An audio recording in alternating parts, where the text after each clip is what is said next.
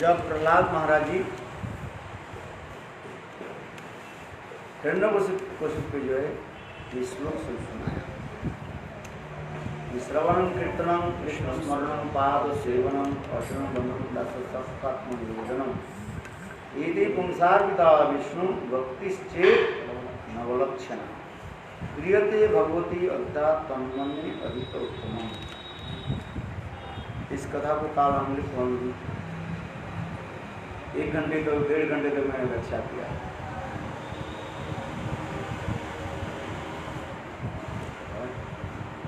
कौन करें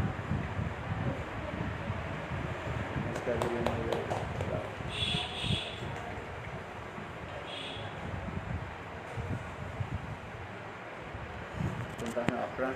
कौन करता है? हैं? तरुणी जी एक्चुअली ये लाइव है, वो देख रहे हैं, वहीं से वो ट्रांसलेट करते हैं।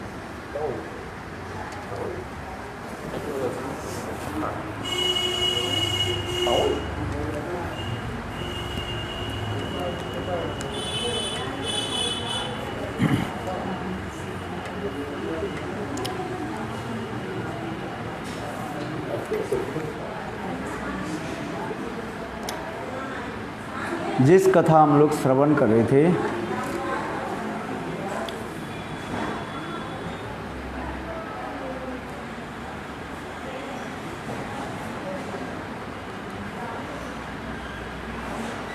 हाँ,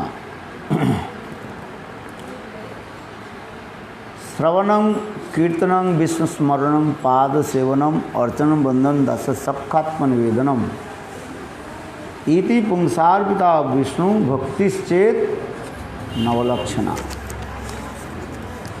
9 प्रकार की जो भक्ति के बारे में हम आलोचना की का, यदि इति पुंसार्पितो विष्णु भक्तिश्चेत नवलक्षणा, भगवान विष्णु में यदि अर्पित नहीं हो तो भक्ति नहीं होगी। अंडरस्टैंड? You not understand? हाँ,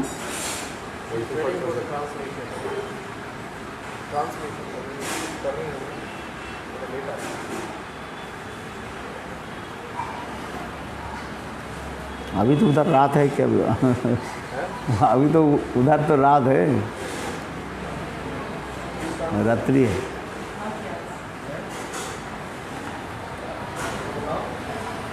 हाँ, इति पुंसार्पिता विष्णु भक्तिश्चेत नवलक्षणा। पुंसार्पित को क्या बताता है? अरे सुनो, सुनता नहीं है इसलिए तो भग जाते तुम। सुनो, नहीं सुनोगे तो भक्ति थोड़ी हो जाएगा, मन चंचल हो जाएगा, ढवा भी नहीं चलेगा, इधर भी नहीं चलेगा। बात सही है कि नहीं? हरि कथा यदि श्रवण नहीं करो वो भी नहीं चलेगा, इधर भी नहीं है। ना घाट का रहेगा ना घर का रहेगा। आज बात सही है कि नहीं बोलो? जिस दिन हरि कथा से विमुख हो जाओगे, हरि कथा श्रवण से विमुख हो जाओगे, तो ये समझना न घर का रहा न घट का रहा। इसलिए कहते हैं हरि कथा ही हम लोग के प्राण है, जीवन है। समझे? इसी के लोग समझता नहीं। हाँ, काल क्या कहा था? इति पुंसार्पिता विष्णु, पुंसा अर्पिता। पुंसार्पिता कहने के तात्पर्य क्या है? पुंसा अर्पिता, पुरुष सकल, जीव सकल। कौन सा जीव? बद्ध जीव। मुक्त जीव के शब्द नहीं बता रहे। इति पुंसार्पित, क्योंकि मुक्त जीव तो ऑलरेडी भगवान में समर्पित आत्मा है। मुक्त जीव जो है वो भगवान में ही वो समर्पित आत्मा है। उसके लिए क्यों कहेंगे? इसलिए यहाँ पर जो पुंसार्पिता, पुंसा और पिता, पुंसार्पिता, पुंग माने पुरुष, पुरुष जीव तो स्त्री जीव क्या करेगी? है भजन नहीं करेगी क्या? ऐसे नहीं बता रहे हैं। पुंसार पिता शब्द की तात्पर्य होता है बद्ध जीव समूह, उस देहधारी जीव सकल की कहा जाता है पुंसार पिता, अर्थात बद्ध जीव। जीव जब माया में बद्ध रहता है तो स्वाभाविक रूप में उसमें क्या कहते हैं? पुरुष अभिमान रहता है। पुरुष अभिमान क्या है? हरिदा मीनिंग ऑफ द पुरुष अभिमान, एगो ऑफ पुरुष, bodily conception, false bodily conception, मिथ्या देहाभिमान एंड फॉल्स बॉडीली कंसेप्शन। ये मिथ्या देहाभिमान तब तक रहता है जब तक जीव मुक्त न हो जाए, है? यह तक भी कहते हैं मुक्त जीव इस संसार में रहे, माया इतने भी प्रबल है, मुक्त रूपी संबंधन, मुक्त जीव भी संसार में माया के द्वारा बद्ध हो जाते हैं। इतने माया प्रबल है वो। नाक में है वो क्या बोलते हैं, नकल लगा, क्या बोलते हैं, नकल लगा करके वो रखते हैं। बोले माया इतने विधि बड़ा बलवान, ना सुनी लो मोर कान। विधि बहुत बलवान है, माया बहुत बलवान है। क्यों? जीव क्षुद्र होने के नाते माया उसके जो है कान में क्या बोला, नकेल लगा कर के रखते हैं। तो इसमें जो हम कर रहे हैं इसके काल हमने बहुत समय तक 1 घंटे तक आलोचना की है।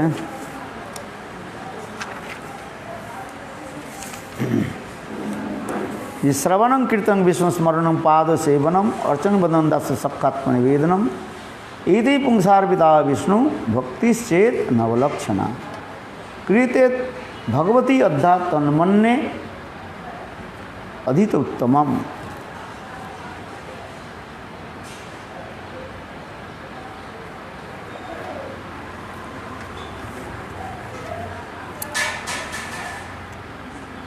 भगवान में तब साक्षात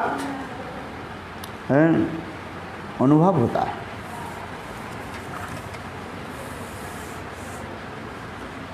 इस कथा को सुन करके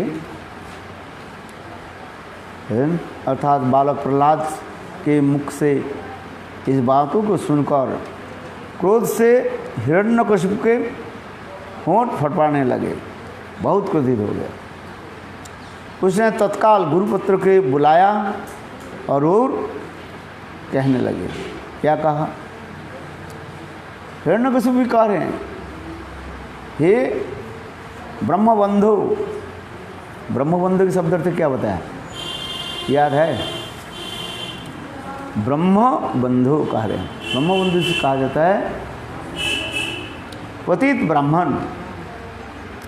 ब्रह्म बंधु किम एतत्ते विपक्ष स्वयता समता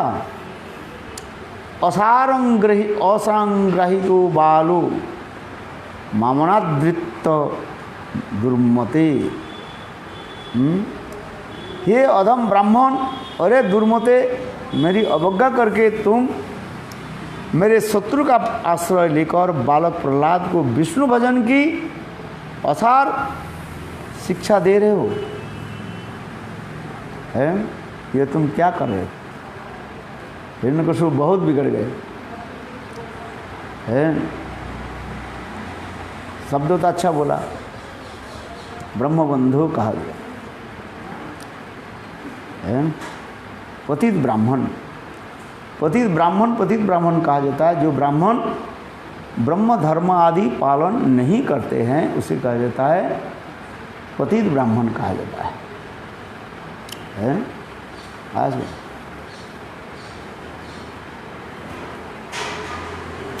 अर्थात ब्राह्मण के जो 6 प्रकार के जो धर्म है, जजन जजन अध्ययन अध्यापन दान प्रतिग्रह, ये ब्राह्मण की क्या है? 6 प्रकार की कर्तव्य है। यदि ये ब्राह्मण ये 6 प्रकार के कार्य नहीं करें, शराब पिए, मदिरा पान करें अथवा मांस आदि ग्रहण करे, खाए, शुद्ध सदाचार पालन नहीं करे, उस ब्राह्मण के कहा जाता है पतित ब्राह्मण कहा जाता है। क्या ब्राह्मण? पतित ब्राह्मण है, ब्रह्मबंधु का नाम तो सुन लीजिए, अच्छा लगता है ना, ब्रह्मबंधु, किंतु होता है वास्तव उल्टा अर्थ होता है। ब्राह्मण के बंधु नहीं है, पतित ब्राह्मण का है। किम ये तो इसलिए कहते हैं, इस जगत में ऐसे बहुत से छद्मवेशधारी, धारण करने वाले दुष्ट स्वभाव धोखेबाज लोग हैं, जो मित्र बन जाते हैं परंतु कालवशत उसे कार्य से जो है उसे देशादि अवगुण उसी प्रकार प्रकट हो जाते हैं। जिस प्रकार छिपकर पाप करने वालों का पाप रूप से प्रकट हो जाता है। एक शब्द आता है, पाप कभी छुपता नहीं है और समुद्र कभी सूखता नहीं है। समुद्र कभी सूख नहीं जाएगा, समुद्र का अथाह जल है, उससे उसी प्रकार पाप कार्य आदि को ये करें, छुप करके करें, हैं? छुप करके माने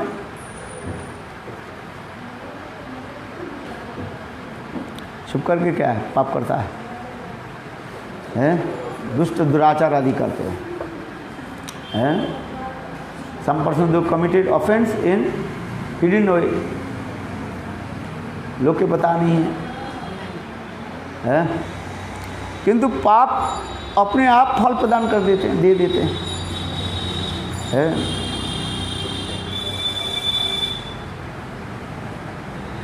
वही पाप किस रूप में प्रकट होता है? जो छुप करके पाप करता है, वो पाप प्रकट कैसे होता है, कैसे पता चलता है?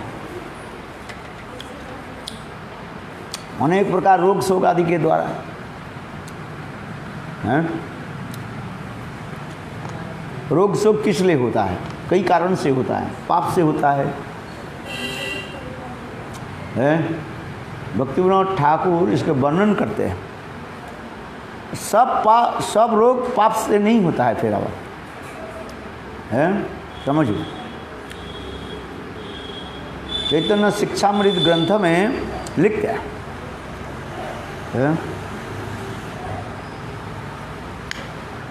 कुछ रोग जो है पाप से होता है और कुछ रोग कैसे होता है? प्राकृतिक कारण से, जिसको कहते हैं भेषज जो कहा जाता है। जैसे ठंडी गर्मियाँ आ गया तो उससे क्या हो जाता है? बुखार आ गया। क्या बुखार आना पाप के द्वारा हो गया क्या? नहीं, प्राकृतिक जो है नियम है, होता ही रहता है। ये भक्तिविनोद ठाकुर वर्णन कर रहे हैं। किंतु नहीं तो कहते जो बुखार हो गया तो कहते ये पाप से, ये तो रोग है। क्योंकि यहाँ पर कह रहे हैं ये पाप कभी छुपता नहीं, छुप करके जो पाप होता है और रोग के रूप में वो प्रकट हो जाता है, हैं? जैसे आप छुप करके शराब पी लिया तो कोई पता नहीं है, तो उसके बाद देख क्या होगा? धीरे धीरे आपके लिवर कैंसर हो जाएगा, रोग के रूप में दिखाई पड़ेगा, है? अथवा कोई बीड़ी सिगरेट आदि पीता है, उसके कैंसर हो जाता है, फेफड़े में कैंसर हो जाता है। Cancer coming from the chest. ऐसे अनेक प्रकार के पाप जो है वो उसी प्रकार रोग के रूप में दिखाई पड़ता है। किंतु समस्त अथवा उनके पूर्वजन के प्रारब्ध कर्म जो है उसके अनुसार भी पाप हो जाता है, उसके अनुसार रोग शोक हो जाता है। अच्छा, यदि कहो भक्तों की भी अनेक प्रकार रोग शोक दिखाई पड़ता रहता है, जिसमें कह रहे हैं नाम महिमा वर्णन कर एकादश क्या बोले षष्ठ स्कंध में, छठवां स्कंध में अजामिल के दर्द इतना ही कह दिया। अजामिल केवल अपने बेटा के नाम रख दिया क्या, नारायण। जिस दिन नाम रखा नारायण, बोले उस दिन सारे उसके पाप नष्ट हो। नाम की महिमा इतने बता रहे हैं। जिस दिन अपने बेटा के नाम लेकर के पुकारा, उसी दिन ही उसके सारे पाप नष्ट हो गए।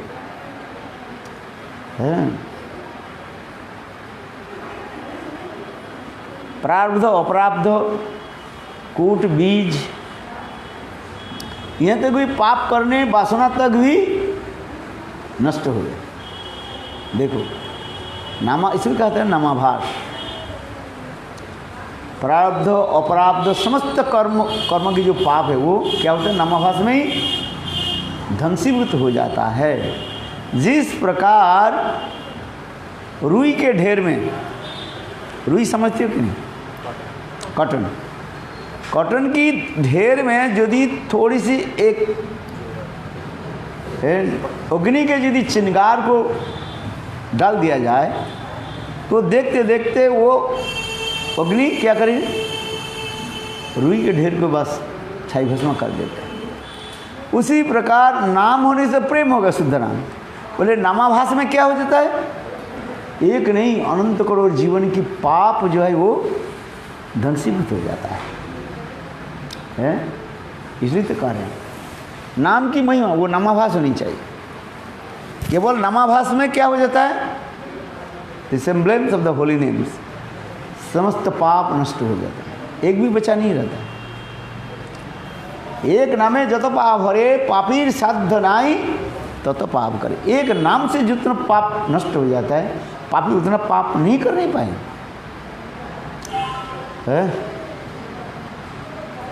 तो इस संसार में जो लोग हम देखते हैं, भक्त लोग देखते हैं, चलो जो भजन नहीं करता है उसको तो पाप भोग रहे हम तो मान लेते हैं, किंतु भक्त लोग जो कष्ट करते हैं उनको भी रोग शोक आता है कि नहीं आता? क्या रोग है तुम्हारा? कुछ बीमार है? माइंड बीमार है, मनोरोग है। समझो, मनोरोग जो है सब रोग के दवाई है। मनोरोग की दवाई क्या है बताओ? बाजार में नहीं मिलेगा। मनोरोग के दवाई जो है बाजार में आपको नहीं मिलेगा। मनोरोग के दवाई क्या है? हरि कथा श्रवण करो, है हरिनाम और हरि कथा श्रवण करो, है हाँ, भगवान के चिंतन करो। इससे अलावा मनोरोग की कोई दवाई नहीं है। हाँ सुनो, इसलिए कह रहे एक नामाभास में जितने पाप नष्ट हो जाता, छाई भस्म हो जाता है। ये करने की प्रवृत्ति नहीं रहेगा नामाभास, क्योंकि सदाई नवापराध कभू नमाभास, ये सब जाने भाई कृष्ण भक्त विवाद है। तो अभी आइए कथा में, तो भक्तों की भी रोग दोष रोग क्यों होता है? ये भजन करने वाले होता है। क्या होता है बताओ, कारण क्या है?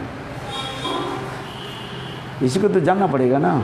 लोग तो तुम्हें तो प्रश्न करेंगे, भाई हम भी रोग में भुगते हैं, साधु भी रोग में भुगते हैं, हम भी दवाई लेते हैं, साधु भी दवाई भी लेते हैं।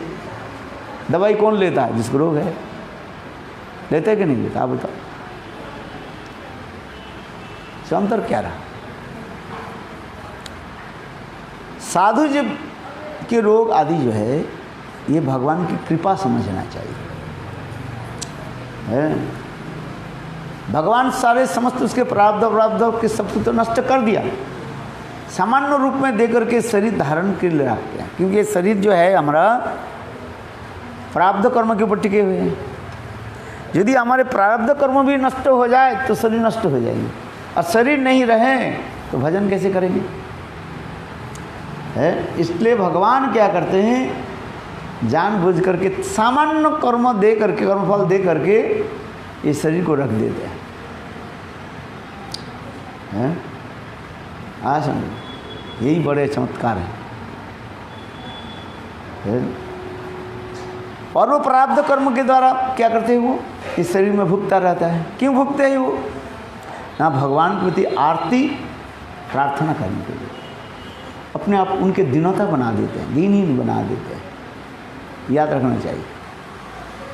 भक्त के जो रोग शोक किस लिए है ये बता रहे हैं क्या? भक्तों के दीनहीन बनाने के लिए भगवान कभी के रोग शोक दे देते हैं। कहता हाय हाय मैं जीवन में कोई भजन नहीं किया इसलिए मेरा ये बीमारी है, कष्ट होता है। और दूसरी होता है क्या? भगवान के प्रति उत्कंठा बढ़ाने के लिए है कि नहीं? सुख में कोई भजन ना करे, कोई दुख में भजन करे। सुख के समय कौन भजन करता है? जब विपत्ति आपत्ति आ जाए तो भगवान के नाम लेते हैं। यही तो अभी ये संत महात्मा के इसलिए भगवान दे देते हैं। दो कारण जो होता है, एक होता है क्या उनकी उत्कंठा बढ़ाने के लिए, दीनता हृदय में आने के लिए है। उत्कंठा दीनता की बढ़ाने के लिए भगवान क्या करते हैं, ऐसे भक्ति के हृदय में व शरीर में दुख दे देते हैं, कष्ट दे देते हैं। अनुग्रह भक्ताना मानुष देव, भगवान अनुग्रह करके है ये देते रहते, जाओ भोग करो। और भगवान अनुग्रह करके नित्य धाम से इस जगत में अपने लीला आदि प्रकट करते हैं। ये कहते हैं अनुग्रह भक्तानां मानुषे देहमाश्रितम भजते एतादि जासुत्वा तत्परो भवे। ये भगवान कृपा करके वो समस्त लीला जगत में प्रकट कराते हैं, उसी के श्रवण करते हैं। कीर्तन करो प्रत्यक्ष व परोक्ष रूप में, और उसमें तन्मय हो जाओ। भागवत कथा में तन्मय होना चाहिए। भागवत कथा बिना और सब कथा क्या है? बोले भेक कोलाहल। चैतन्य चैतामृत चैतन्य भागवत में करें, यदि भागवत कथा नहीं हुआ अब बाकी कथा हो गया, समझना चाहिए वो क्या हो गया? भेक कोलाहल। भेक कोलाहल क्या है? बरसात में पुकुर में जब पानी भर जाता है, भेक माने मेढक। मेढक क्या करता है? टैट टैट टैट करता रहता है, और सांप उसके क्या आकर क्या करते हैं? खा लेते हैं। इसलिए भगवत कथा ही मूल कथा कहा जाता है। उस भगवत कथा में फिर कहते हैं सबसे उत्तम कथा क्या है? ब्रज कथा है। ब्रज कथा श्रवण होनी चाहिए। जो नामाभास में ये सब नष्ट हो जाता है। प्रारब्ध अप्रारब्ध, कूट बीज, पाप वासना। पाप वासना माने पाप करने की जो इच्छा जो है वो भी ध्वंसीभूत हो जाता है। देखो कितना शक्तिशाली है। और इसलिए करें भक्त के जो रोग शोक आदि जो दिखाई पड़ता है वो क्या है? ना उनके प्रति आरती उत्पादन करने के लिए, दीनता आने के लिए भगवान सामान्य रूप में कर्मफल दे करके उनके शरीर को रख देते हैं। हाँ समझे? इसलिए जत देखो वैष्णवेर व्यवहार दुख ताके ताते जानिए तुम्हें परम आनंद है। वैष्णव के जो ऊपर में जो शारीरिक कष्ट आदि जो है ये है क्या चीज़? वास्तव में उसमें सुख है, आनंद है। जैसे उन्हें आपको देखा ना वो कुष्ठ है, विप्र का उद्धार है, लेप्रेसी हो है, कीड़ा भी पड़ गया। एक कीड़ा नीचे गिर जाते थे, वो उठा करके फिर रख देते हैं। कोई दवाई नहीं लगाते थे। हम दवाई लगे तो कहते वो कीड़ा मर जाएगा, है रोग ठीक हो जाएगा। किंतु वे वासुदेव विप्र, कुष्ठ विप्र कहा जाता है। वो कहते एक कीड़ा नीचे गिर जाते वैसे उठा कर जा खाओ, तुम आहार कहाँ से करोगे? महाभागवत है ना, हम तो उसके कीड़ा को मार देंगे, जला देंगे। किंतु देखो कुष्ठ वासुदेव विप्रो ने क्या की है, ये समस्त उत्तम उत्तम भाग। क्या उनके कष्ट होता है? ऊपर से देख ले वो कष्ट कितना भोग रहा है, किंतु अंतर हृदय में आनंद हो रहा है। यदि वो कष्ट होते तो कीड़ा को तो निकाल देते हैं, है कि नहीं बताओ? हाँ। इसलिए भगवान कभी कभी कृपा करके ऐसे भक्त उत्कंठा दैन्य आदि हृदय में प्रकट कराने के लिए ऐसे रोग से सामान्य रूप में दे देते हैं। वो भी ज़्यादा नहीं है, इसी जन्म में तुम्हें उसे भोग करके तुम चले जाओगे, बस भगवत धाम में चले जाओगे। जिस प्रकार सांप जैसे अपने केचुली को छोड़ करके चले जाते हैं, उसी प्रकार। और दूसरी है दुष्ट जनों के क्या करने के लिए? वंचना करने के लिए, भक्त के अनुग्रह करने के लिए और अभक्त के वंचना करने के लिए। अभक्त लोग कहेंगे, मेटलिस्ट कहेंगे, अरे भाई हम तो भजन नहीं करते हैं, हम भी तो ऐसे कष्ट भोगते हैं, और संत महात्मा के भोग रहे तो फायदा क्या है भजन का? किंतु इसी कहते हैं इंद्रजालिक लीला कहा जाता है। इसलिए मैंने कहा ना, जब तो देखो वैष्णवी व्यवहार दुख ताकते जाने तुम्हें परमानंद। वैष्णव के बाहर के जो दुख दिखाई पड़ते हैं, किंतु वास्तव में उनके अंतर हृदय में कितने आनंद होता है। इसलिए कहते हैं नाम आभास हो जाना आभास। कथा भी कभी सुनाता हूँ, महाभारत की एक छोटी सी कथा जो है, कौरव पांडव के साथ कितने दिन युद्ध हुई? 18 दिन 18 दिन घनाघोर युद्ध हुई। और कृष्ण अर्जुन के रथ के सारथी बने हैं, रथ चलाया।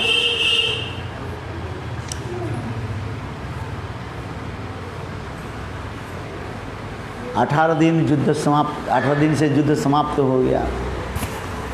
अर्जुन रथ में बैठे, कृष्ण रथ को जो है सजा करके लेकर के, माने रथ को लेकर के आ रहे। सारथी है ना, भगवान सारथी थे, हैं। जब अर्जुन अपने टेंट के सामने जहाँ पर ठहरते थे वहाँ पर आ गए, कृष्ण कहने लगे, अर्जुन तुम जल्दी उतर जाओ।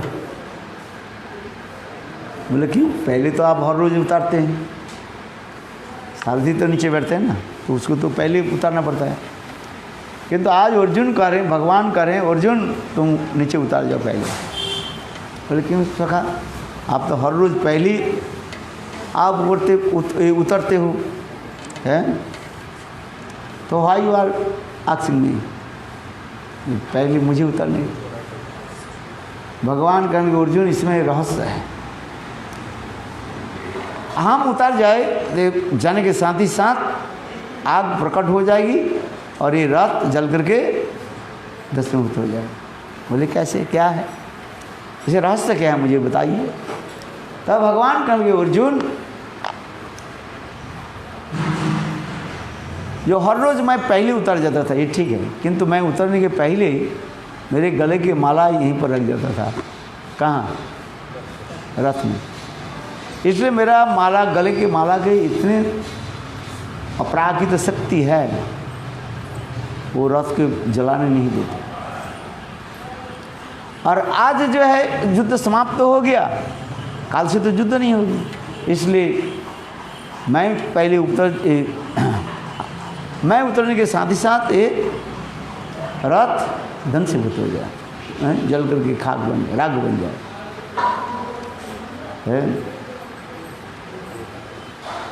इसी कहानी के साथ ही साथ अर्जुन तो रथ से उतर करके आ गए, कृष्ण भी उतर करके आ गए। एक कृष्ण भी उतर करके आ गया।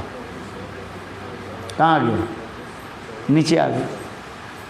रथ के ऊपर बैठे थे, क्या बोले, घोड़े के जो लगाम चलते हैं नीचे बैठते हैं ना, उसमें नीचे आ गए।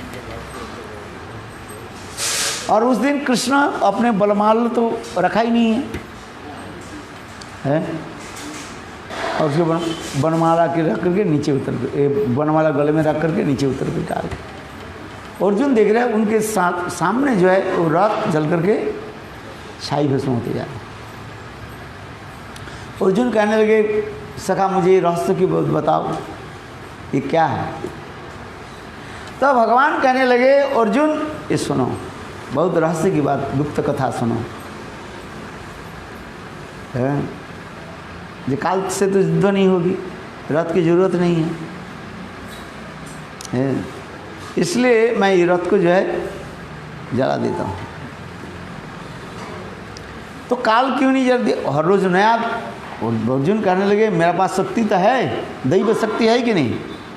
अर्जुन 1 साल तक देवलोक में रहे हैं, और अर्जुन के पास समस्त प्रकार देवताओं के जो है वो शक्ति है, देव शक्ति जिसको कहा जाता है। अर्जुन के सारे देवता लोग कितने अस्त्र शस्त्र और सब दे दिया था, कहते मेरे पास तो सब कुछ है। मुझे कहते हैं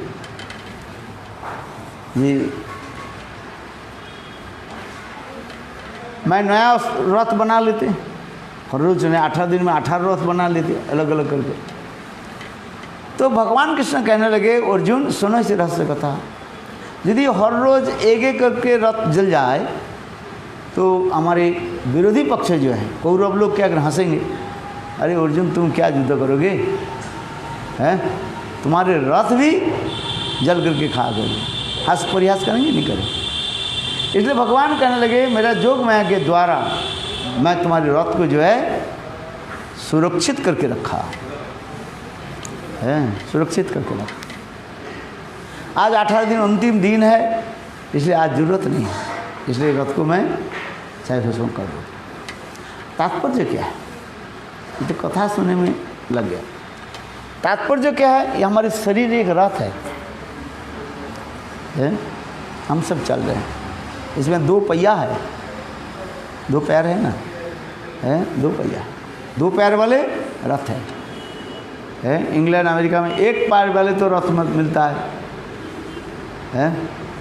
लोग कैसे करते लोग, ऐसे एक व्हील है उसके ऊपर क्या लगा देते हैं और ऐसे पकड़ कर रखते हैं, चलता रहता है। 1 पहिया वाले है कि नहीं है, 1 पहिया वाले भी उनके पास है, साइकिल जैसे दिखाई पड़ता रहता है, बस वो चलता रहता है, 1 पहिया वाले चलता रहता है। सरकार भी उसी प्रकार है, उसको रोड बना करके रखते हैं, दोनों तरफ ऐसे करके उसी पर चलते रहते हैं। देखा नहीं देखा, हम देखते रहते हैं। चलो, इसलिए अर्जुन कह रहे, भगवान करे, अर्जुन यदि तुम्हारे हर रोज यदि मैं पहले उतर जाए और उतर के मेरा बनमाल के जो रथ में नहीं रख जाते और तुम्हारी रथ छाई भस्म हो जाता है, और फिर दूसरे दिन तुम्हें युद्ध करना है तो ये फिर दूसरी रथ तुम्हें ढूंढना पड़ेगा, इसलिए मैंने क्या की मेरा अचिंत शक्ति के द्वारा उसको जला दिया। ना रहे बाँस ना बजे बाँसुरी।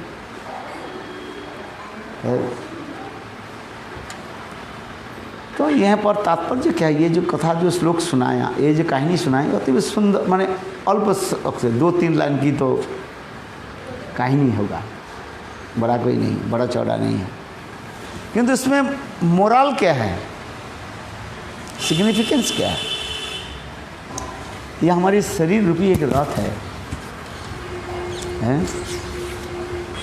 शरीर रूपी रथ है। शरीर रूपी रथ में कौन विराजमान है, परमात्मा भगवान रूपी रथी बने हुए हैं। एक होता है रथ और एक होता है रथी, एक होता है गृह, एक होता है गृही, है समझे, जो गृह में रहता है उसके गृह कहा जाता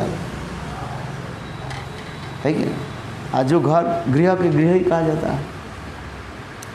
तो भगवान करें, देखो आज 18 दिन अंतिम दिन हो गया, युद्ध समाप्त हो गया, इसलिए हमारे घर की ज़रूरत नहीं, रथ की ज़रूरत नहीं है।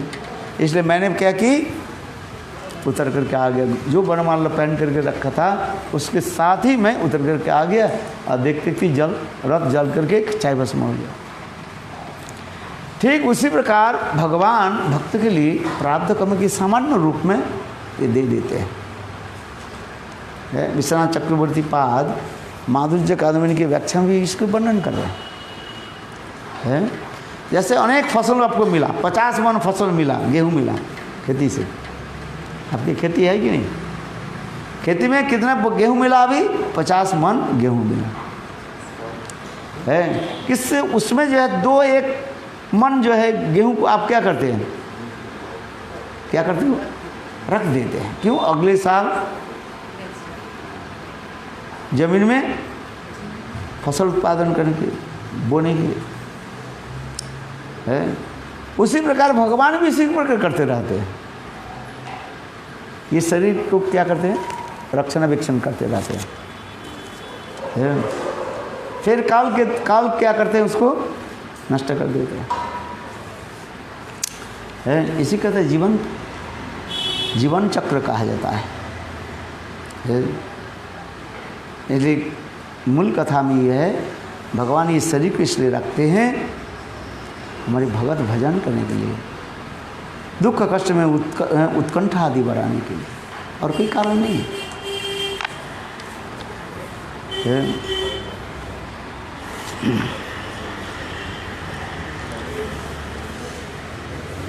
और दूसरी क्या बताया? जो महाभागवत होते हैं उनके रोग शोक भी क्यों होता है?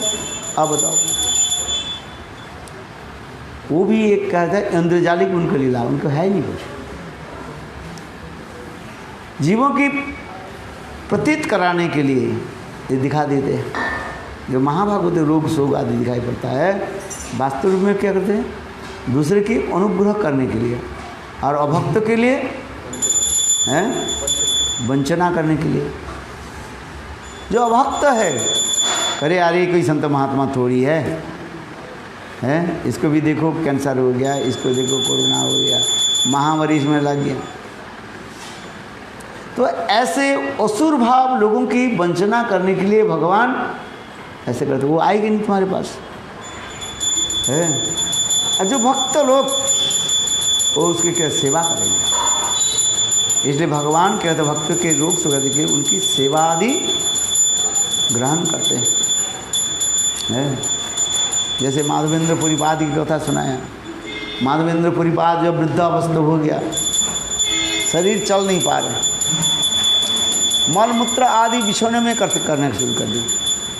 क्या करें? रोक नहीं पाते हैं। मल मूत्र आदि कहाँ करने लगे? बिछोने में। और ईश्वर पुरीपाद क्या करने लगे? उनके सारे सेवा आदि करने लगे। मल मूत्र आदि धौत करना, परिष्कार करना, ये सब करते थे हैं। करते थे देखो। इसलिए भक्त ऐसे भक्त क्या करते हैं? अनुग्रह कर देते हैं। इसलिए ईश्वर पुरीपाद के साथ धन दे करके गए। कौन? माधव पुरीपाद। और उनके दूसरी भक्त को, दूसरी शिष्य कौन था? रामचंद्रपुरी। रामचंद्रपुरी तो ये क्या है? उनको वंचना कर दिया। इसलिए भक्तों के जो रोग शोक आदि जो है उसको देख करके कभी मन में शंका रखना नहीं चाहिए। हाँ समझिए, इसको अच्छी तरह जाना समझना चाहिए। एक के क्या करते हैं? वंचना करते हैं और दूसरे को अनुग्रह करते हैं। ये है क्योंकि ये रोग शोक देख करके हम अपने लौकिक पितृवत लौकिक संबंध रख करके सेवा आदि करते हैं। हाँ सर, सेवा करते हैं। हजारों उदाहरण है शास्त्र में। छोटे विप्र, बड़े विप्र की कथा। दक्षिण देश के जो 2 विप्र आए थे, ब्राह्मण आए थे ना। बड़ा विप्र रोग शोक हो गया, छोटा विप्र की सेवा करने लगे। उसके सेवा से संतुष्ट होकर के गोपाल के सामने कहा दिया, मेरे बेटी के साथ तुम्हारे साथ शादी करा देंगे। छोटा विप्र बोले तुम उच्च कुल के ब्राह्मण हो, तुम्हारे बेटी के मैं से कैसे शादी करूं, तुम्हारे आत्म परिजन कैसे मान लेंगे। तो ब्राह्मण, बड़े विप्र ब्राह्मण कहने लगे अरे मेरा पुत्री है, बेटी है, मेरा धन मैं किसको दे सकता हूँ, उससे तुम्हारे क्या है। कोई भी बोले ऐसे नहीं होता, तुम्हारा आत्मीय स्वजन, तुम तो अकेला नहीं हो, आप तो समाज में रहते हैं। वो लोग नहीं माने। ब्राह्मण बोले नहीं नहीं, बड़े विप्र बोले नहीं नहीं, मैं वचन दे दिया। बोले ठीक है, ठाकुर जी के सामने बोलो, गोपाल के सामने। गोपाल के सामने शपथ करके कहा, हे गोपाल तुम साक्षी रहो, है गोपाल तुम क्या रहो, साक्षी, विटनेस रहो। क्या विटनेस है, जो मैं इनको मेरा बेटी को दे दिया। घर में जब पहुँचे तब दूसरी हो गया। कहने की साथ ही साथ बड़े विप्र के उनके बेटा बहू सब तो बिगड़ गए। माली छोटे विप्र ये तो निम्न वर्ण के, माने ब्राह्मण तो है किंतु ब्राह्मण में भी नीचा है,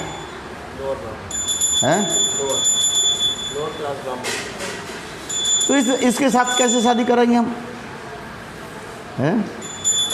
आज समाज में नियम है, भारतीय सभ्यता संस्कृति के नियम है, विवाह थोड़ी हो जाते जिसको तिसको शादी कर लो, है। वर्णाश्रम धर्म के पालन, वर्णाश्रम धर्म पालन नहीं कर बीच में कैसे प्रसन्न होंगे, है। जिसको तो हाड़ी मुची डोम जो मिल जाए पीते में थोड़ी हो जाता है, कहते ना सब एक बराबर है, कहते थे।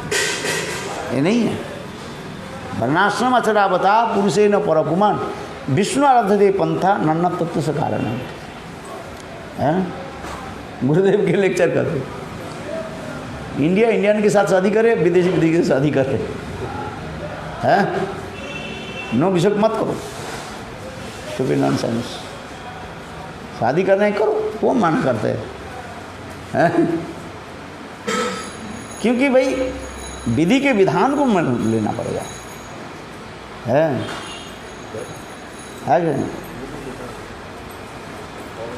नहीं तो वर्णाश्रम धर्म नहीं चलेगा। और तुम्हारे पितृकुल जो है वो ये नहीं ग्रहण नहीं करेंगे, तुम्हारा पिंडोदान ग्रहण नहीं करेंगे। पिंडोदान होता है कि नहीं होता है? इसमें कोई देश भाव नहीं है। वर्णाश्रम धर्म के बल, इसे कहते हैं ना प्रभु का ये पढ़ो श्लोक, साध्य निर्णय सधर्म आचरण विष्णु भक्ति है। गोरुकुंद गोस्वामी महाराज के ये पढ़ो, ग्रंथ पढ़ो, हैवी चेस्टाइजमेंट देते हैं। और शिला भक्तिवेदांत साईं महाराज के ग्रंथ है, ब्रह्मचारी के ग्रंथ भी है, कहते नहीं पालन करना पड़ता है विधि को, है। क्योंकि ये समस्त धर्म वर्णाश्रम धर्म है, यद्यपि इसमें भक्ति के कोई विशेष नहीं है, क्योंकि तथापि एक फाउंडेशन है, ऐसा नहीं तो भजन कैसे हो जाए, है कि नहीं है। सोचने लगे मैं इसे इंडियन लड़के की शादी कर लूँ तो इंडिया में रह जाएंगे, अब विदेशी भेजते हैं इधर, ऐसे चालू आई थी ना, नहीं आप लोग पता नहीं मिले थे यहाँ पर, हैं? वो इंडियन की शादी करके क्या करे, रशिया की थी, है। और नहीं ये नहीं चलेगा, भक्ति नहीं ऐसे है, क्योंकि अपने परंपरा तो चलते रहते ना, है। ये कोई जरूरी नहीं है आप भक्त बन गए आपके बेटा भक्त बन जाए, ऐसे तो नहीं होता है। भक्त बन गया तो अच्छा ही है, तब तो सुने में सुहाग बन जाए, अभक्त बन गया तो गए न इधर, न स्कूल न उसको, इस पार न उस पार हो जाता है, न घर का न घाट का रहता है, और भी खतरनाक हो जाता है? समझ में आया? यदि बेटा यदि भक्त बन गया तो अच्छी बात है, और यदि भक्त नहीं बना तो गए सब, है? अच्छा, यदि को इधर भी तो है इंडियन से विवाह भी करते हैं, कहते हुए तो भक्त नहीं होता, उसके क्या गति होता है? तब भी इसमें कोई चांस आता है, क्योंकि उसमें कोई चांस नहीं है। समझ में आया? इसको समझो अच्छी तरह से, है?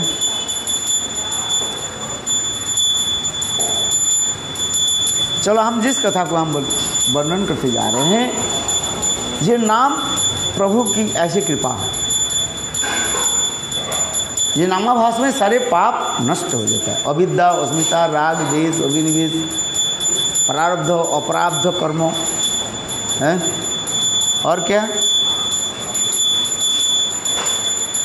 पाप वासना, ये भी नष्ट हो जाता है। नामाभास में इतना शक्ति है। और भगवान थोड़ी सी हमें प्रारब्ध देकर के शरीर को रखते हैं। शरीर के इसलिए रखते हैं, इस शरीर के द्वारा हम भजन कर सकते हैं। शरीर नहीं है तो भजन कहाँ से होगा? जैसे जो कथा सुना है, अर्जुन की कथा सुना दिया, ये शरीर भी रथ है, और शरीर भी रथ में आत्मा और परमात्मा दो रथी बैठे हैं। इसीलिए कहते जा रहे हैं, इसलिए भगवान कह रहे हैं, अर्जुन सुनो इसको, जो कहानी छोटी सी कहानी सुनाए हैं, तात्पर्य। और भक्त में जो रोग शोक आदि दिखाई पड़ता है, वो दो कारण कहा जाता है, उसके दैन आरती आदि प्रकट करने के लिए है। और दूसरी जो है, उनकी सेवा आदि करके उसके लोकी सद्बंधु प्रति कर लेते हैं। हाँ, जैसे मैंने उदाहरण दिया, देखो माधवेंद्रपुरीपाद की है, कितना सुंदर मधुर कथा। माधवेंद्रपुरीपाद जब वृद्ध हो गए, उनके शरीर नहीं चलता है, टट्टी पिशाब आदि कर देते हैं। और माधवेंद्रपुरीपाद ने क्या की? ईश्वरपुरीपाद ने सेवा की, और इसलिए माधवेंद्र प्रसन्न हो गया, उनके सारे धन दे करके गए हैं। सर्वोच्च जो धन है उसको दे गई, कृष्ण प्रेम धन उसको दे दिया, और रामचंद्रपुरी को वंचित कर दिया। इसलिए भक्तों की जो रोग शोक आदि देख करके कभी घृणा करना नहीं चाहिए, है। सनातन शिक्षा में सनातन गोस्वामी पाद जा रहे थे वृंदावन से जगन्नाथपुरी, और चलते चलते उनके सारे शरीर में क्या हो गया है? खुजली हो गया। कोंडू रस, क्या कहते हैं? कोंडू रसाजी का जाता है। कोंडू रसा में खुजली है, रस।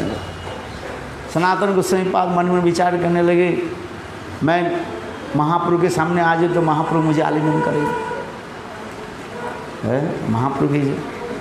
महाप्रभु विशेष पे सनातन गोस्वामी के बहुत स्नेह आदर करते थे, और सनातन गोस्वामी विचार करने लगे, मेरे शरीर में जो कोंडू रसा जो है, माने खुजली के जो है, वो महाप्रभु के दिव्य शरीर में लग जाएगा, इसलिए महाप्रभु के सामने नहीं जाऊंगा, है। रथ यात्रा के समय वह रथ के पहिया में मैं अपने आत्महत्या कर दूँ, यही चिंतन कर रहे हैं। सर्वांतर्यामी चैतन्य महाप्रभु गौर सुंदर जान लिया। सनातन गोस्वामी पाद जब जगन्नाथपुरी में पहुँचे और महापुरुष के आलिंगन के दौड़ पड़े, और सनातन से भागने लगे। अंत में चैतन्य महापुरुष सनातन गोस्वामी पकड़ करके उनके आलिंगन किए। सनातन गोस्वामी पाद कहेंगे, प्रभु आप ये क्या, मैं तो अपने कर्म भोग रहा हूँ। महाप्रभु कहने लगे, सनातन यदि तुमको मैं आज स्पर्श नहीं करते, आलिंगन नहीं करते, तो कृष्ण मुझे कृपा नहीं करते। देखो महाप्रभु कैसे देना है। महाप्रभु के वैष्णव शरीर जो अपराकित है, अपराकित शरीर। दीक्षा काली शिष्य करे आत्मसमर्पण, सही काली कृष्ण तारी करे आत्मसमर्पण, सही देह है तार चिदानंदमय। अपराकृत देह से कृष्ण भजन, अपराकृत देह की तो भगवान का भजन होता है। जड़ शरीर की तरह भगवत भजन नहीं होता। कहते ना मैं भजन कर नहीं पा रहा हूँ, क्यों? जड़ बुद्धि है, जड़ देहात्म अभिमान है। जब जड़ देह अभिमान चला जाता है तब भजन शुरू हो जाता है। इतना ही और समझिए, भजन बहुत दूर है। अभी हम लोग तो मानो आरोप सिद्ध ही करते जा रहे हैं, सोच रहे हम बहुत भजन कर रहे हैं, किंतु हम भजन कहाँ कर रहे हैं? अभी तो भजन करने के लिए जो प्रयास कर रहे हैं मात्र, वास्तविक सत्य है। भजन तब होगा जब चिन्मय शरीर प्राप्त होता है। गोपी गृह में जन्म हो, प्रकट लीला में कृष्ण के जो लीला चल रही है, जिस ब्रह्मांड में कृष्ण की प्रकट लीला चल रही है वहीं पर जन्म होगा, तब हम सेवा कर पाएंगे। अभी जितने भी कहें सब आप अनुभव करके देखिए, सब हमारे क्या हो रहा है? आरोप सिद्धा होते चल रहा है। कहीं कहीं संग सिद्धा भी हो जाता है। स्वरूप सिद्धा भक्ति के तब होता है उस समय जाकर।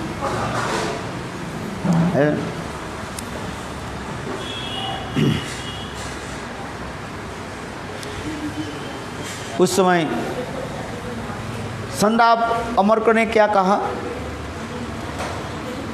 गुरुपुत्र ने कहा, हे इंद्र शत्रु, हे राजन, आपके पुत्र प्रहलाद ने आपको जो कुछ बतला है यह न तो हम सिखाया न ही कोई उससे सीखा है। आपको प्रहलाद में जो विष्णु भक्ति दिखाई दे रही है ये तो उनकी जन्मजात और स्वाभाविकी है। अतः आप हम पर क्रोध न करें और न ही हमारे ऊपर दोषारोप न करें। संडामर को बहुत दिन होकर कहने लगे, हे अन्नदाता, जगत त्राता, प्राणदाता, राजा के पास भाई से कहते हैं, हे राजन, ना हम लोग उनके सिखाया ना कोई वो सीखा, ये उनके जन्मजात है, स्वाभाविक है। कुछ कुछ लोग के पूर्वजन के संस्कार अनेक प्रकार है। मृदंग अपने आप बिना गुरु करके मंत्र भी नहीं जानते, वो मृदंग अच्छी तरह से बजाते, कितने सुंदर मृदंग बजा रहे हैं, कोई हारमोनी बजाते हैं। इसको कहा जाता है जन्मजात संस्कार कहा जाता है। इंग्लैंड अमेरिका भी देखा, बहुत लड़के जो है अच्छी तरह से जो है ये सब बजाते रहते हैं, देखा कि नहीं? छोटे छोटे बच्चा भी भजन आदि भी करते हैं। हाँ सर, वास्तविक सत्य है। चलो यही भी कहते हैं, देखो विदेश के जो भक्त जो आते हैं, हमारे भारतीय सभ्यता संस्कृति या थोड़ा तो हमारे खून है, हम कर रहे हैं, समझ में आ रहा है? हम भारतवासी होने के नाते भारत भूमि ते जन्म हुई लजार जन्म सार्थक करी कर होगा। हमारे माता पिता पूर्वजों के हमारी वो तो है हमारे पास खुद, हम कर रहे हैं। विदेश में से कहाँ से ये लोग कैसे कर रहे हैं? ये भी आश्चर्य की बात है। जरूर पूर्वजन्म की कोई संस्कार है, नहीं तो कैसे करेंगे? वो बेचारी पड़ी है 15 साल पड़ी है वृंदावन में, रोग जोग में लुढ़कते पड़ी हुई है। और कैसे पड़ी है आप बताओ? जरूर पूर्वजन्म के संस्कार है। हमारे इंडिया में उतने संस्कार नहीं है, हैं? इसके बोलो मठ में वो भग जाता है, कहाँ रह गए हैं? प्रयोजनीय संस्कार है, धन कमाना का संस्कार है कि नहीं? बुनिया के संस्कार है इसलिए भग जाता है, हैं? और वो देखो बेचारे धन कमाना तो बहुत दूर की बात है? खाना पीना भी नहीं, क्या खाते पता नहीं, कैसे जीवित रखते, मैं कभी भी आश्चर्य हो जाता हूँ, ये जीवित कैसे रहते हैं? सारा दिन में थोड़ी सी पक्षी जैसे खाते ना, उतना ही खा लेते हैं, देखता हूँ, भजन करते हैं। तो ये इसको, क्योंकि भाई देखो लक्षण देख करके पता चलता है ना ये किसका संस्कार क्या है। पूर्वजन के संस्कार बिना कौन रह सकता है? ये जरूर इन लोग के जो है संस्कार है। हम भारतवासी को हम गर्व करते हैं, हम इंडियन है, ये है, हम ब्रजवासी है, ये वासी है, सब बासी बासी करते चलते। किंतु देखो इन लोग के भजन देख करके मेरा हृदय विभूत हो जाता है। जरूर इनके पूर्वजनों के संस्कार हो, है कि नहीं? बिना संस्कार में कौन रह सकता है? विशेष करके कलयुग में चारों तरफ जहाँ पर भोग की विलास, हम लोग इधर नहीं है इसलिए तो बचे हुए हैं। और विदेश में क्या चारों तरफ आपको दिखाई पड़ेगा, है? शराब से लेकर के मांस मदिरा से लेकर के, है, वेश्यालय से लेकर के सब दिखाई पड़ता था, है? और उसको त्याग दे करके वैराग्य साधारण, ये साधारण बात है? हम यहाँ पर जो गर्मी सहन कर नहीं पाते, और देखो है कैसे पड़ी रहते। मैंने इसको इन लोग को देख करके मैं चिंतन होता है, जरूर इनके पूर्वजनों के संस्कार है कि नहीं? नहीं तो कौन कर सकता? वास्तव ये जो है घटना देख करके बताना पड़ता है। इसलिए यहाँ पर भी कह रहे, हे राजन, हे इसको जो विष्णु भक्ति हम ना सिखाया ना हम उससे भी सीखा कुछ नहीं, ये आप अपना आप ही सब कुछ कर रहे हैं, श्री पूर्वजन के संस्कार। इसलिए यहाँ पर भी लिख रहे हैं, अपने पुत्र प्रहलाद के जो कुछ भी बताया यह तो अपने सिखाया है, न तो हमने सिखाया है और न तो उसके कोई है और से सिखाया है। आपको प्रहलाद जो विष्णु भक्ति दिखाई दे रही है यह तो उनकी जन्मजात और स्वाभाविक है, जन्मजात और स्वाभाविक है। देखो भगवत भजन, फिर यदि कहो कुछ लोग भाग जाता है, फिर विवाह शादी करके सब छोड़ करके अपना पुनः मुसीबत हो जाते हैं। तो इसके कारण क्या है? तो क्या होता है? इसके अपराध के फल स्वरूप हो जाता है, फिर छोड़ दे, माया उसको हटा दे, है आ जाएंगे। इसलिए सावधानी से रहना चाहिए, है? इसलिए सावधानता हटी दुर्घटना घटी, लिखा रहता है ना, सावधानता हटी दुर्घटना घटी। इसलिए सावधान से रहे, कहीं हमारे गुरु वैष्णव के चरण में अपराध ना हो जाए। बहुत जन्म के संस्कार के फल सूत्र रह रहे हैं, अच्छी बात है, किंतु कहीं अपराध हो जाए वो सब नष्ट हो जाए, हाँ समझिए। इसलिए बहुत सतर्कता के साथ रह करके भजन करना पड़ता है। माया तुम्हारे गिराने के लिए बार बार प्रयास करती रहती है, वो लड़का के रूप में हो लड़की के रूप में हो, वो प्रयास करेगी, हाँ समझिए। इसलिए इससे बच करके रहे, समझ में आया? माया बहुत प्रबल है।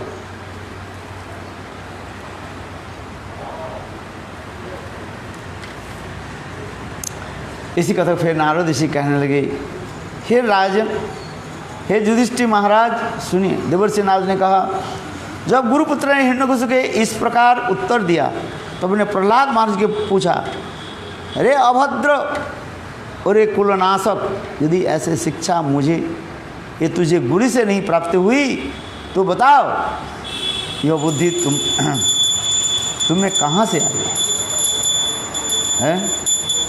गुरु तो कहा दिया, मैं हमने सिखाया ना हमें पता है। तो यहाँ पर ये कह रहे हैं, हिरण्यकशिपु कह रहे हैं प्रहलाद को, प्रहलाद ये तुम बताओ, तुम गुरु नहीं सिखाया, कोई नहीं सिखाया, तुम कहाँ से सीखा, कहाँ? तो सचमुच बताए गुरु तुम्हारे गुरु झूठ बोल रहे कि नहीं बोल रहे, ये तो पहले बताओ। संडा मार को तो कहा दिया हम नहीं सिखाया, इनके स्वास्थ्य जन्मगत संस्कार है? तो उस समय प्रहलाद महाराज ने क्या कहा, हे पिता, वास्तव में कहते नहीं, ये गुरु दज हमें सिखाए नहीं है, इनके पास ये संस्कार है ही नहीं, कहाँ से सिखाएंगे? जिसके पास जो संस्कार है वो तो वही दे सकते हैं, जिसके पास संस्कार नहीं है कहाँ से दे देंगे? हैं उल्टी सीधी कहाँ से दे देंगे बताओ? ये फेसबुक में लिख देने से थोड़ी होता है क्या? हैं संस्कार दूसरी वस्तु है, ये जन्म जन्मांतर की संस्कार पर आओ जिसको रहता है।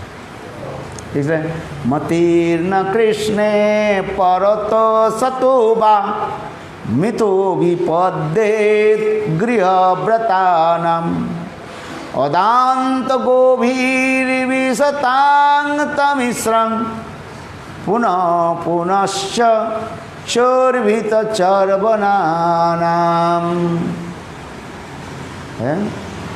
प्रहलाद महाराज कह रहे हैं पिता, ये गुरु कहाँ से दे देंगे?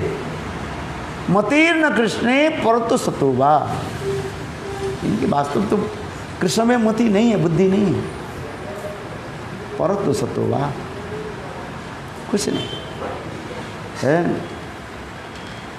गृह आसक्त व्यक्ति अपने असंयमित इंद्रियों के कारण संसार रूपी घोर अंधकारमय नरक में ही लिप्त रहते हैं। वे देहात्म बुद्धि वाले चबाए हुए फिर से चबा रहे हैं। इन गृहासक्त पुरुषों की बुद्धि न तो दूसरे को सिखाने से, न तो अपने चेष्टा से, और ही यह नहीं दोनों संयोग से भगवान में ले सकती है।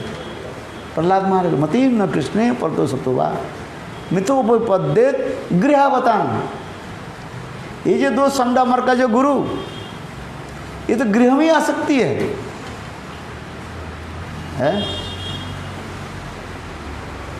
हाँ समझे।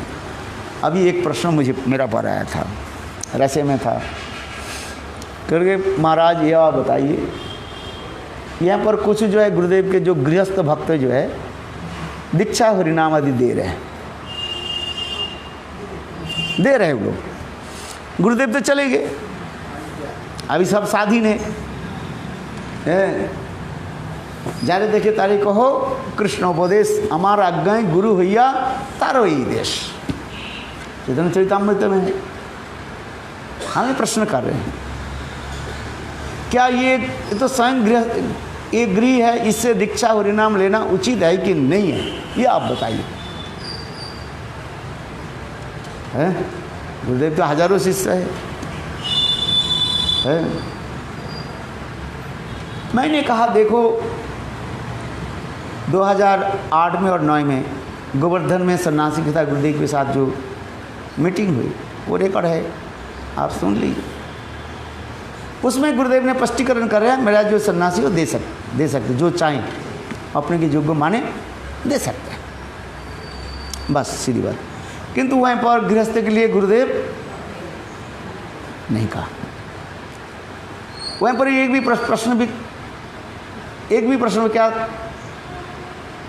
स्त्रियां दे सकती कि नहीं सकती, उसमें गुरुदेव भी कह रहे थे ये न, मैं ये अनुमोदन नहीं करता। केवल सन्यासी के लिए ही उन्होंने बस इतना ही कहा दिया। चलो ये कथा की सार है जो गुरुदेव की वहीं पर जो 40-45 मिनट 1 घंटे के जो गुरुदेव की जो रिकॉर्ड है, आप चाहें तो हमारे पास है, ले लो। गुरुदेव उतना ही कहा दिया। तो अब ये गृहस्थ जो दे रहे हैं, क्यों चैतन्य चरितामृत में लिखा है किवा विप्र किवा नसी शूद्र के नय जय कृष्ण तत्ववेत्ता सही गुरु है। कृष्ण तत्ववेत्ता माने यहाँ पर कृष्ण तत्ववेत्ता, कृष्ण में अनुभूति और शास्त्र ज्ञान हो तो दे सके, संसार से विरक्ति हो। हम किसी को विरोध नहीं कर रहे हैं, हम किसी को विरोध नहीं करते, अपने विचार करके देखे। महाप्रभु के समय देखा गया जैसे वो काल जो क्या नाम था, श्रीनिवास आचार्य वो भी गृहस्थ थे, उनके पत्नी पुत्री क्या नाम है, हेमलता ठाकुर ने क्या, ये लोग भी महान है दिया। माँ जाह्नवी देवी, ये सब वर्णन है कि नहीं। यदि कोई अपने अधिकार समझे कर रहे हैं, उससे हमें दोष क्या बताए। किंतु शास्त्र विचार में देखा गया गृहस्थ अपेक्षा यदि सन्यास गुरु मिले उससे मंत्र दीक्षा लेने से अधिक मंगल होता है।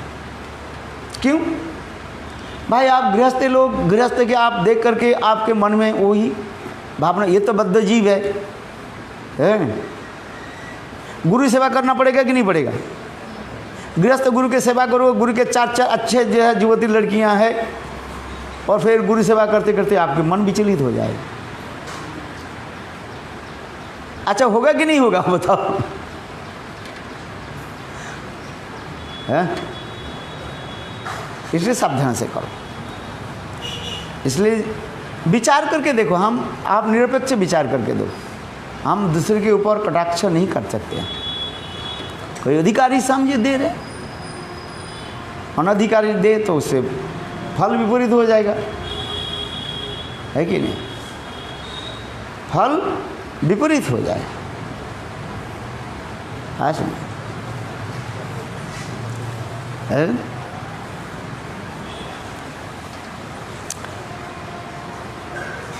फिर दूसरी बात आता है, गृहस्थ सन्यास नहीं दे सकते। फिर तुम्हारे मन में इच्छा है सन्यास, वो गुरु सन्यास दे नहीं पाए, क्यों गृहस्थ होकर सन्यास दे नहीं सकते। चलो यहीं पर उन्हें विचार में नहीं चलो।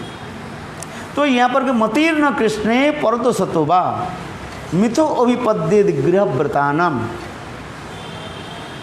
अदांत गोभी विश्वतांग तमिश्रम पुनश्च चर्वित चर्वनानाम। जो लोग कृष्ण में मति नहीं है, दुर्बुद्धि वाले, भगवत भजन नहीं करते हैं, चबे हुए वस्तु के पुनः पुनः चबा करके खा रहे हैं, चिंता चुट, तो ये बुद्धि हमें कैसे दे देंगे। जो सांघिक संसार में फंसे हुए हैं, काम क्रोध मोह मास में फंसे हुए हैं, वो दूसरे की कहाँ से दे देंगे। इसलिए कहते हैं मतीर्ण कृष्णे परतो सतोवा मिथो विपद्येत गृहव्रतान। जो सांघिक गृह के व्रत करके रखे हैं, गृह मेधी है, वो जीवों की क्या कल्याण कर पाए। अदांत गोभी, गोभी माने इंद्रियां, प्रबल बलशाली इंद्रियों के जो वशीभूत कर नहीं पा रहे हैं, स्वयं अंध नरक में पड़े हुए हैं, तमिश्रम, वो दूसरे की कैसे उद्धार करेंगे। इसलिए कहते हैं मतीर्ण कृष्णे परतो सतोबा मिथो विपद्येत गृहव्रतानाम पदांत गोभी विश्वतांग तमिश्रम पुनश्च चर्वित चर्वाणाम। केवल विद्या शास्त्र ज्ञान कर लिया इसलिए कहते हैं मैं दीक्षा दे, ऐसे नहीं होता है। ये तो बहिर् लक्षण होता है। अंतर लक्षण क्या है, भगवान में अनुभूति हो, है भगवान में जब तक अनुभूति, भगवत में अनुभूति नहीं हो तब तक कर नहीं पाए। तस्मात् गुरुम प्रपद्ये जिज्ञासु से उत्तम शब्दे परिचय निष्णातम ब्रह्मण उपशमाश्रय। है, शास्त्रविद तत्वविद। और शास्त्रविद तत्वविद होने से भी नहीं होगा, है। साथ ही साथ क्या होनी चाहिए? भगवत अनुभूति संपन्न होनी चाहिए, भगवान में अनुभूति हो, है, तब वो उसके संभव है। शास्त्र तो पढ़ कर जिसके बहुत सब ये है। हम सुना है, देखो विवेकानंद के नाम सुना है। हम तो बंगाली लोग क्या बोले, हम तो गौड़ी माटे में आकर उनको गाली देते हैं, विवेकानंद का देते हैं। हाँ, समझ में, जो कहने वाला वो दूसरी बात है। विवेक माने बुद्धि। वास्तव बंगाली लोग क्यों विवेकानंद के इतने क्यों आदर क्यों करते हैं? एक कथा बना, हम शत्रुता नहीं कर रहे हैं, बाप ये नहीं कर रहे हैं। एक बार क्या कि उनके इतने धी बुद्धि, 700 पेज इंग्लिश का है, केवल ऐसे अलमारी में लिया, ऐसे देख लिया, रख दिया। तो एक व्यक्ति ने पूछा, अंग्रेजी ने पूछा, क्या ये ग्रंथ आप पढ़ लिया? बोले हाँ। बताओ।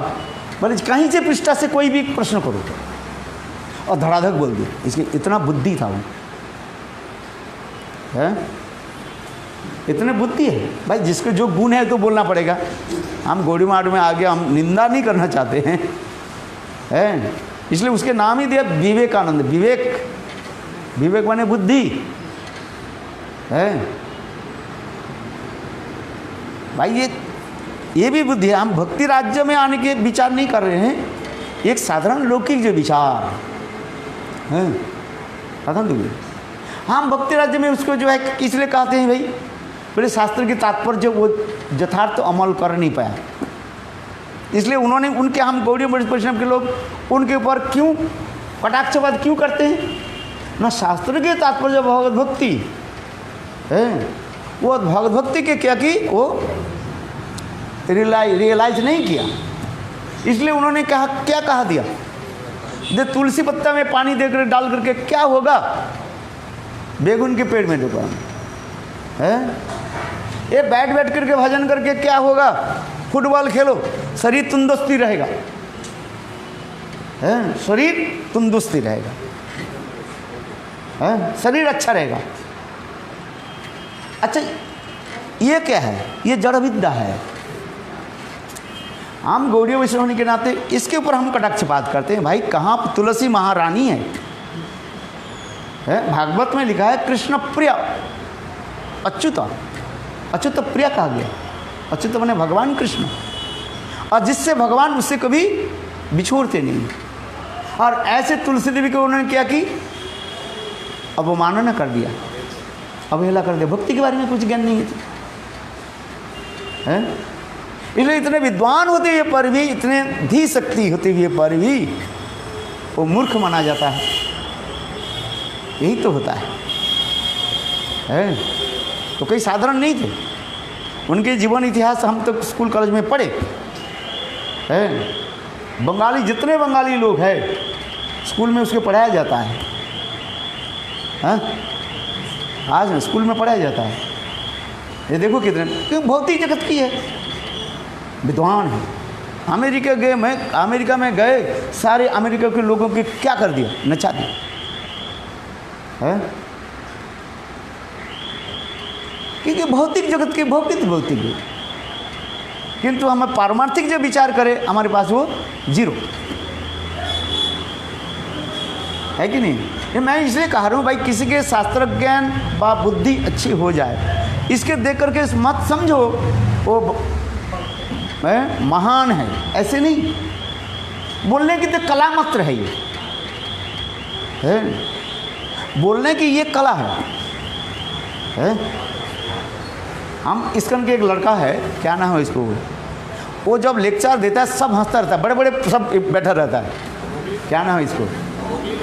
है नहीं, वो ब्रह्मचारी है। वो बोलने की इतना कला रखते हैं, आप YouTube में देखना, और 2 मिनट में सबको हंसा देते हैं, और 2 घंटे तक बताए एक व्यक्ति भी छोड़कर नहीं जाते। बोलने की कला, उसकी कला, बोलने की जो कला जो है वो स्वयं हंसते नहीं है, वो हंसाता है। हम हंसते हैं, हंसाते हैं, किंतु मैंने उनको ये देखा है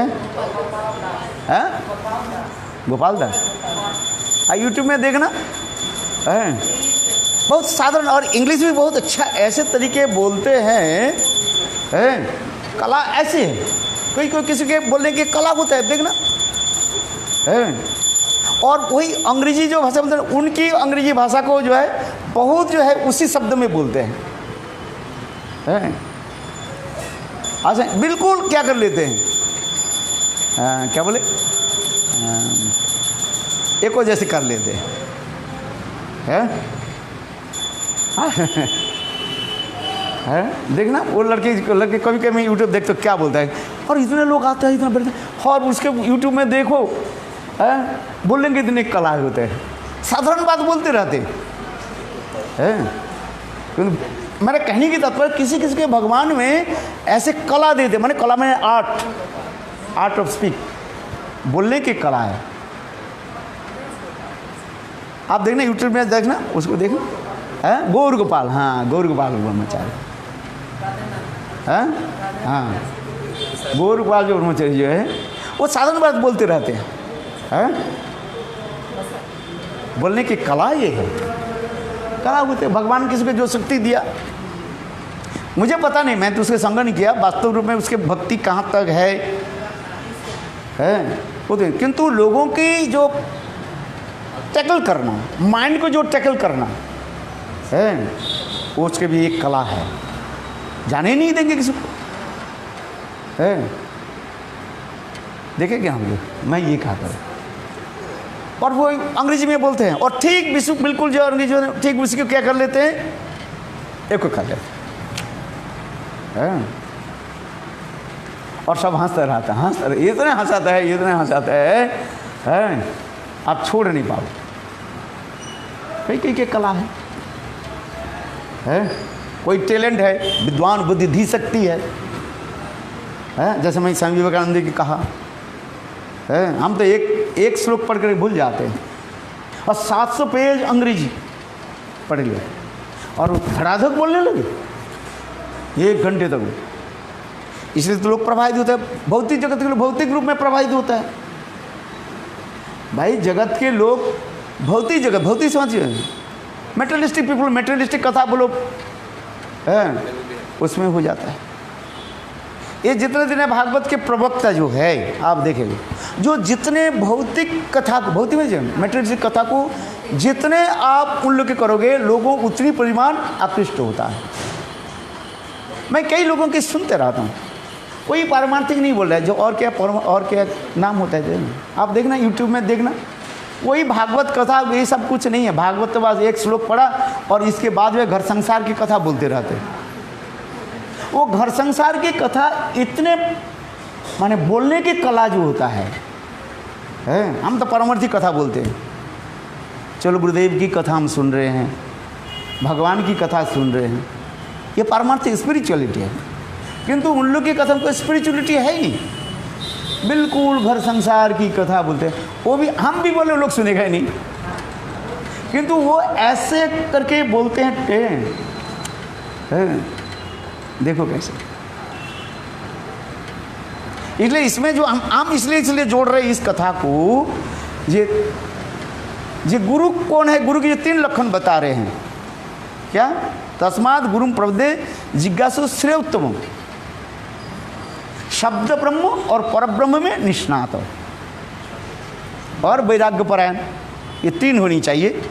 गुरु के जो लक्षण जो इसमें जो श्लोक में बता रहे हैं, क्या होनी चाहिए, शब्द ब्रह्म, परब्रह्म और वैराग्य, ये तीनों में होनी चाहिए। किंतु तीनों में यदि शब्द ब्रह्म में वो है, मान शास्त्र ज्ञान है, किंतु परब्रह्म में निष्णात तो नहीं है, नहीं होता है। वैराग्य भी हो जाए,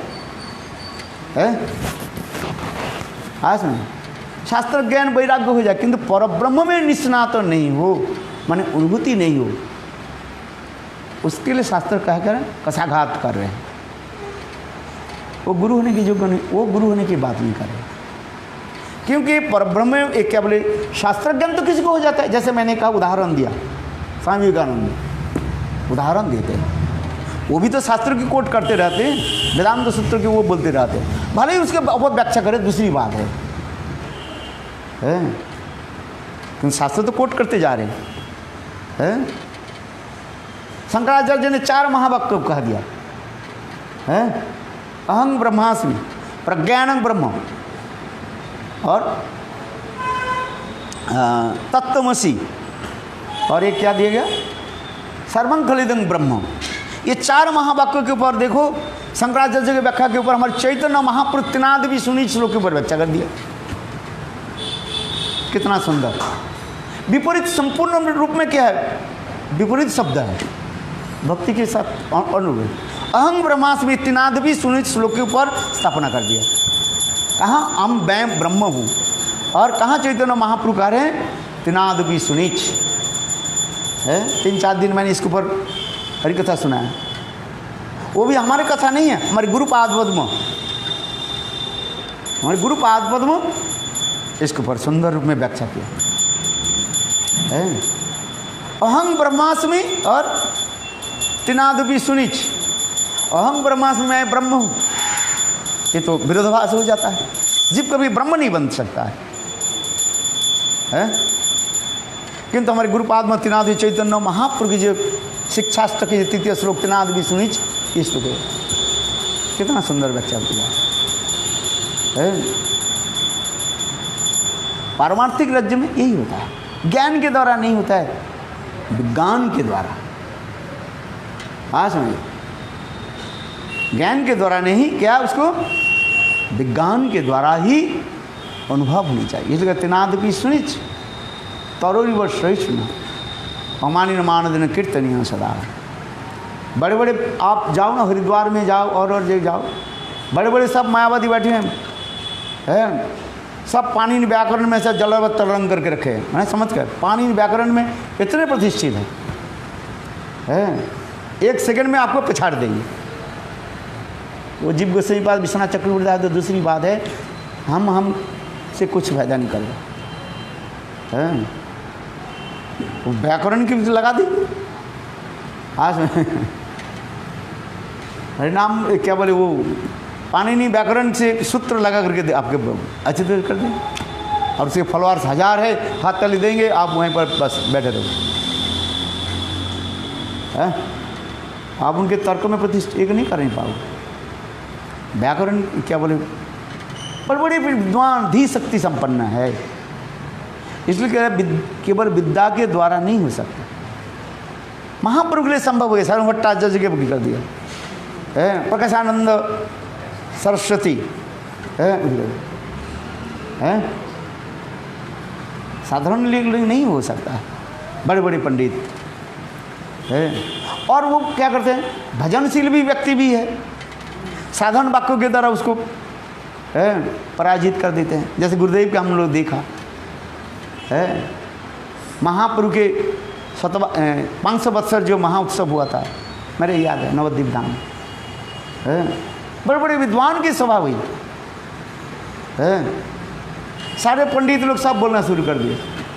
अंत में गुरुदेव बस 2 शब्द में, गुरुदेव बहुत दीनहीन होकर बोले, बोले मैं तो संस्कृत पढ़ी ही नहीं है, मेरा कोई विद्वान नहीं है, बोले उतना ही है, मैं गुरुदेव की कुछ सेवा किया, गुरुदेव की कुछ मैं समर्पित किया, उसके बल पर 2 शब्द बता रहे हैं।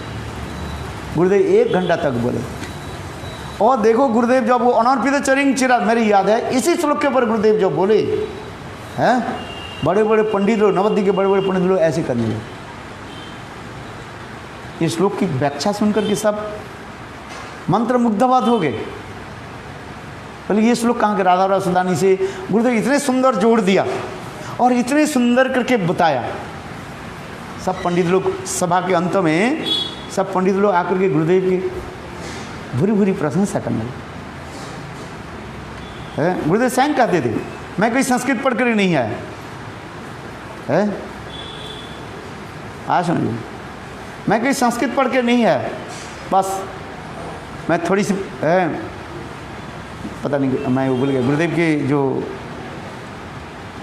शिक्षा की जो है 10 साल जैसे हैं, हाई स्कूल स्वयं होगा उस समय का, इतना ही तो पढ़ कर गया। और देखो ये क्या है, भक्ति के बल पर है, भक्ति के ही विशेष वैशिष्ट्य दिखा रहे हैं, यही होता है। इसलिए कहते मतीर्ण कृष्णे परद सत्वा मिथो विपद्ये गृहव्रतानाम अदांत गोभी विशतान तमिश्र पुनः पुनश्च चोर्वित चर्वनानाम। प्रहलाद मार्ग न ते विदुषार्थं गति विष्णु दुराशय जे बहिरर्थमानिन अंधा जथन्ध्य उपनीयमाना स्ते विसंत्र उरुदाम निबद्धा। न तो विदुषार्थं गति विष्णु, जिन्होंने इंद्रियों के द्वारा दृष्ट विषय भोग के केंद्र बिंदु मानकर बाह्य विषय में आसक्त कामी जनों के गुरु रूप में वर्ण किया है, वे यह नहीं जानते हैं कि जीवन का यथार्थ हित किस में है। चरम लक्ष्य और परम पुरुषार्थ और एकमात्र गति भगवान विष्णु और उनका धाम है। अंधे द्वारा ले जा है, अंधा व्यक्ति जिस प्रकार वास्तव पथ का संधान नहीं कर पाता है। अच्छा इसको करो, आरती करो है? और गड्ढे में गिर जाता है। उसी प्रकार ऐसे गुरुओं के उपदेश से मूर्ख व्यक्ति कर्मकांड के वेद रूपी दीर्घ एवं सुदृढ़ रोज्जु में बंधी हुई है। त्रिगुण विषावेदा नैस्त्रिगुण भवार्जुन, वेद में भी ऐसी कहा, जैसे अधिकारी व्यक्ति उसके निकट बोलते हैं। वेद भी ऐसी भी लिख दिए है। वेद में 3 है, 3 तत्व, एक कर्मकांड और एक ज्ञान कांड और एक क्या कांड है, उपासना कांड, भक्ति कांड कहा जाता है। उपासना कांड के फिर 2 भाग विभाजित किया गया। एक देव देवियों की पूजा की उपासना दिखाया गया और दूसरी क्या है, एकमात्र कृष्ण की उपासना दिखाया गया। हाँ समझ, ये वेद में 3 कांड बताया, 3 स्टेजेस, कर्मकांड, ज्ञान कांड और एक उपासना कांड व भक्ति कांड कहा जाता है। उसमें जो उपासना कांड के 2 कहा दिया, क्योंकि बहुत लोग देव देवता की उपासना आदि करते हैं। काम स्थित हित ज्ञान प्रपद्यन्ते अन्य देवता, दूसरी देव देवी के क्यों लोग भजन साधन करते हैं? काम स्थित हित ज्ञान, अनेक प्रकार कामना वासना के फल से उनकी किस में हित है किस में अहित है वो ज्ञान नहीं है, इसलिए वो दूसरे देव देव के भजन आदि करते। इसलिए काम स्थित हित ज्ञान प्रपद्यन्ते अन्य देवता। हाँ हाँ अभी ख़त्म कर दीजिए। चलो लगा बत्ती जलाओ। चलो ये दोनों श्लोक याद करना चाहिए। अन्य देवी देवताओं की जो उपासना इसमें कर्मकांड में नहीं आती है? हाँ, अन्य देवी देवताओं की उपासना कर्मकांड में तो आती है। अन्य देव देवी की उपासना कर्मकांड का नहीं, कर्मकांड दूसरी है। दूसरी देवता कैसे शिव की उपासना कर रहे हैं, कोई दुर्गा आदि की उपासना करते हैं, भक्ति करते हैं, देवताओं के पूजन आदि होते हैं, अनेक देवता की पूजा आदि।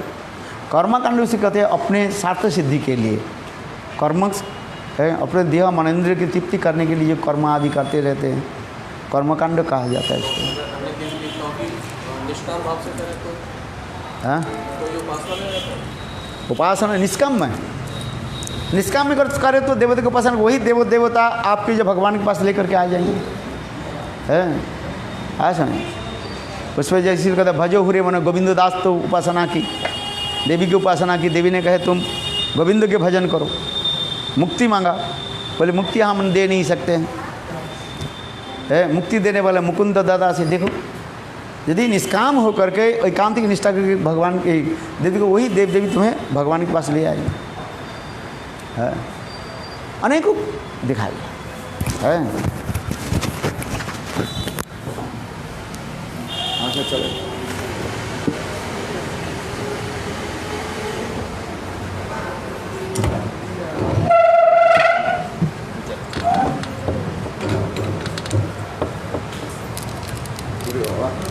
हाँ चल।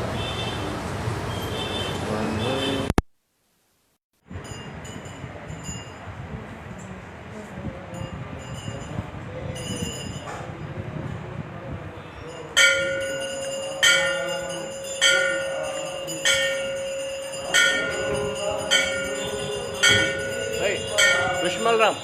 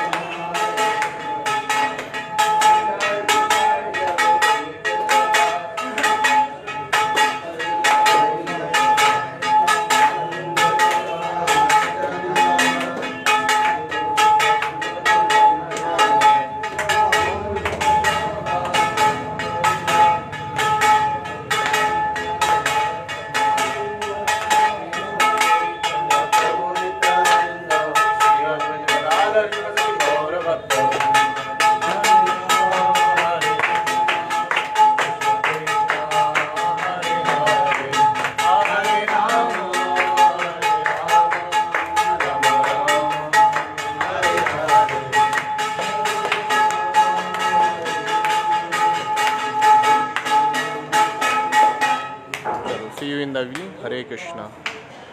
जय श्री श्री गुरु तुकाराम जय जय।